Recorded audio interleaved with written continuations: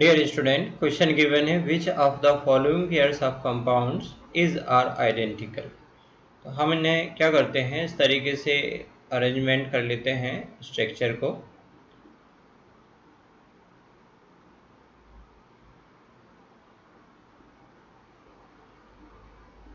Cl यहाँ पर है, Cl यहाँ पर है, ठीक। राइट में CH3 है और लेफ्ट में हाइड्रोजन है।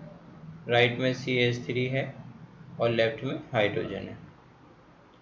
सेकेंड स्ट्रक्चर यहाँ पर CH3 है और बॉटम में भी CH3 है। यहाँ पर H है, यहाँ Cl है, यहाँ पर H है और यहाँ पर Cl। अब हम इनके RS कॉन्फ़िगरेशन फाइंड आउट कर लेते हैं। तो प्रायोरिटी ऑर्डर के अकॉर्डिंग A1 होगा, यहाँ पर इस कार्बन को 2, A2 होगा एंड A3 होगा एंड 4 होगा, ठीक। तो प्रायोरिटी ऑर्डर के अकॉर्डिंग 1 से 2, 2 से 3, तो ये एंटी क्लॉकवाइज डायरेक्शन में, यानी कि ये R फॉर्म होगा आपका। सेम यहाँ पर देखा जाए तो इस तरीके से मूव होगा, क्लॉकवाइज डायरेक्शन में मूव हो रहा है, तो ये आपका S फॉर्म हो जाएगा। अब हम यहाँ पर डिसाइड करें तो यहाँ पर इस तरीके से ये एंटी क्लॉकवाइज डायरेक्शन में रोटेट होगा, तो ये R फॉर्म होगा। और यहाँ पर हम देखें तो एक क्लॉकवाइज डायरेक्शन में S फॉर्म होगा, क्योंकि lower priority group horizontally situated है, दैट्स वाई क्लॉकवाइज के लिए S फॉर्म और एंटी क्लॉकवाइज के लिए R फॉर्म हम डिसाइड करते हैं। अब इसके बाद नेक्स्ट जो बी ऑप्शन है उसमें चलते हैं हम, इसके रिलेटेड स्ट्रक्चर हम ड्रॉ करते हैं और फिर RS कॉन्फ़िगरेशन हम डिसाइड करेंगे। यहाँ पर CH3 है, यहाँ पर हम Cl को ड्रॉ करेंगे, H और ये I हो गया, यहाँ पर H और ये I हो जाएगा। सेम यहाँ पर इस स्ट्रक्चर के लिए हम बनाते हैं, ये I और यहाँ पर H है, यहाँ पर hydrogen and right hand side CH3 हो जाएगा, राइट में I है एंड यहाँ पर Cl है। अब हम RS कॉन्फ़िगरेशन डिसाइड करते हैं, तो ये आपका एंटी क्लॉकवाइज है, दैट इज़ R फॉर्म होगा।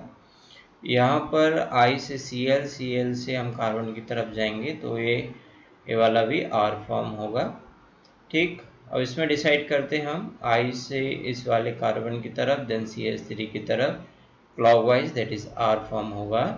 यहाँ पर हम I से Cl की तरफ जाएंगे, देन कार्बन की तरफ जाएंगे, ठीक। तो ये आपका S, क्योंकि क्लॉकवाइज है तो S फॉर्म हो जाएगा। तो ये दोनों आइडेंटिकल नहीं हैं, क्योंकि A वाला जो है आपका आइडेंटिकल है। अब इसके बाद हम नेक्स्ट स्ट्रक्चर की तरफ आ जाते हैं, C ऑप्शन में। यहाँ पर देखें हम तो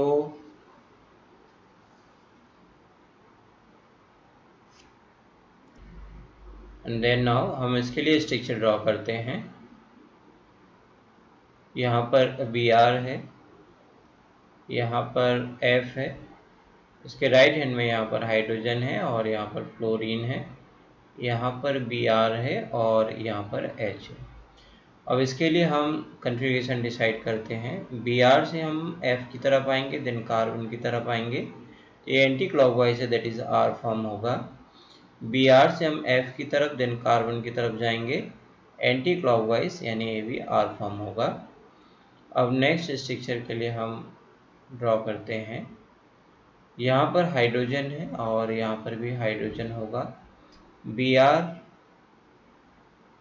इस हाइड्रोजन के लिए Br यहाँ पर एंड F यहाँ पर होगा, ठीक। और इस हाइड्रोजन के लिए हमें Br यहाँ पर और F यहाँ पर ड्रॉ करना होगा, ठीक। इस केस में क्या होता है कि हम फ्रंट कार्बन का तो उसी सिचुएशन में बनाते हैं, लेकिन जब ये स्टेगर्ड फॉर्म होता है, स्टेगर्ड फॉर्म के लिए हम क्या करते हैं, ये थ्योरिकली तो रॉन्ग होगा, क्योंकि जब हम कन्फॉर्मेशनल से फिशर प्रोजेक्शन बनाते हैं, ठीक, तो यहाँ पर क्या होता है, जो फिशर प्रोजेक्शन होता है वो फुली इक्लिप्स्ड फॉर्म को रिप्रेजेंट करता है, जबकि ये स्टेगर्ड फॉर्म है। तो एक तरीके से हम एक ट्रिकी फॉर्म यूज़ कर रहे हैं यहाँ पर इस कार्बन के रिस्पेक्ट में ग्रुप को रिप्रेजेंट करने के लिए, ठीक। तो ये थियोरिकली तो रॉन्ग होगा, लेकिन हमें क्योंकि थोड़ा सा सॉल्व करना है क्वेश्चंस को, तो हम इनको इस तरीके से ड्रॉ कर सकते हैं। अब यहाँ पर देखिए हम बी आर से एफ की तरफ जाएंगे, एफ से सी की तरफ जाएंगे, तो ये एंटी क्लॉकवाइज है, दैट इज आर फॉर्म होगा। यहाँ पर बी आर से हम एफ की तरफ, एफ से हम सी की तरफ जाएंगे, तो ये क्लॉकवाइज हो गया। तो क्लॉकवाइज के लिए जो फॉर्म होगा वो भी आर फॉर्म होगा, ठीक।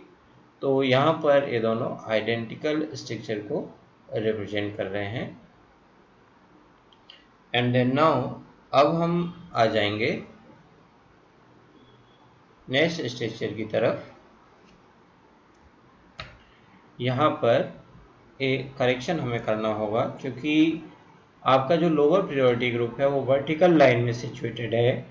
दैट्स वाई इस फॉर्म को जब वर्टिकली सिचुएटेड होते हैं लोअर प्रायोरिटी ग्रुप, तो इन्हें हम जब एंटी क्लॉकवाइज डायरेक्शन में मूवमेंट होता है तो इसे हम एस फॉर्म बोलते हैं, ठीक। जब लोअर प्रायोरिटी ग्रुप बॉटम में हो, दैट इज वर्टिकल लाइन में हो, तो जब एंटी क्लॉकवाइज रोटेशन हो तो इसे हम एस फॉर्म बोलते हैं।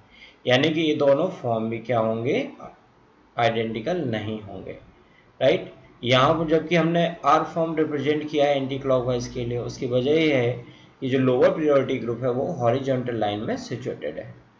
नाउ अब हम चलते हैं डी ऑप्शन के लिए, स्ट्रक्चर बनाते हैं, ठीक। यहाँ पर हम स्ट्रक्चर ड्रॉ करें। यहाँ हाइड्रोजन है, यहाँ पर Cl है, I है और यहाँ पर Br है, और इनमें क्योंकि सेम हाइड्रोजन ग्रुप है तो हम कैसे भी इन्हें अरेंज कर सकते हैं। अब हम नेक्स्ट के लिए स्ट्रक्चर ड्रॉ करते हैं। यहाँ पर Br है और यहाँ पर H है। Br के लिए यहाँ पर I है और यहाँ पर H है, जबकि यहाँ पर Cl और यहाँ पर H ड्रॉ किया जाएगा। अब हम कंफर्मेशन फाइंड आउट करते हैं। I से हम Br से C की तरफ जाएंगे, तो यहाँ पर एंटी क्लॉकवाइज डायरेक्शन में मूवमेंट हो रहा है, lower priority group vertical line में है, तो ये आपका फॉर्म हो जाएगा एस फॉर्म। यहाँ पर हम देखें तो यहाँ पर पर्टिकुलर क्योंकि दोनों हाइड्रोजन सेम है तो हम इसका फाइंड आउट कर लेते हैं। I से हम Br की तरफ, Br से C की तरफ जाएंगे, तो ये आपका एंटी क्लॉकवाइज डायरेक्शन में है, और क्योंकि जो लोअर प्रायोरिटी ग्रुप है वो आपका यहाँ पर सिचुएटेड है हॉरिजॉन्टल लाइन में, तो ये फॉर्म हो जाएगा आपका आर फॉर्म होगा, ठीक। दैट्स वाई ये भी क्या होंगे, आइडेंटिकल नहीं होंगे। तो इस तरीके से इस क्वेश्चन के लिए एक ही आपका करेक्ट आंसर होगा जो कि आइडेंटिकल है, ए ऑप्शन के लिए। Thank you.